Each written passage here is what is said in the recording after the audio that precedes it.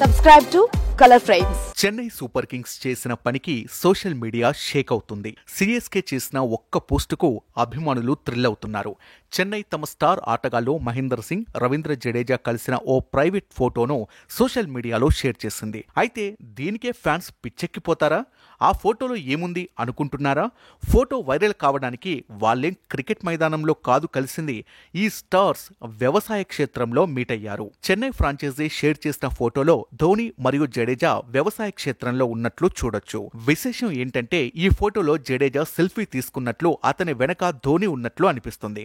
కానీ వాస్తవానికి అది ఎడిట్ చేసిన ఫోటో అని తెలిసి ఫ్యాన్స్ ఆశ్చర్యపోయారు. రవీంద్ర జడేజా ఇటీవల తన ఇన్స్టాగ్రామ్లో కొన్ని ఫోటోలను పోస్ట్ చేశారు. ఈ ఫోటోలలో అతను ఒక వ్యవసాయ క్షేత్రంలో ఓ ఫోటో దిగి దాన్ని పోస్ట్ చేశారు. అయితే ఆ సెల్ఫీ ఫోటోను ఎడిట్ చేసి బ్యాక్గ్రౌండ్లో ధోనిని యాడ్ చేశారు. ఈ ఎడిట్ పిక్ కు చెన్నై ఓ క్యాప్షన్ ఇచ్చింది. తల మరియు దళపతి ఈ ఫీల్డ్లో ఉంటే ఎలా ఉంటుంది అంటూ సరదాగా ట్యాగ్ లైన్ ఇచ్చింది. ఈ ఫోటో ప్రస్తుతం ఇంటర్నెట్లో వైరల్ అవుతుంది. ఫ్యాన్స్ నుంచి భారీగా స్పందన వస్తుంది. ధోని జడేజాల స్నేహాన్ని గుర్తు చేసుకుంటూ పలువురు పోస్టులు పెడుతున్నారు. ఈ ఫోటోపై సోషల్ మీడియాలో జోరుగా చర్చ జరుగుతోంది.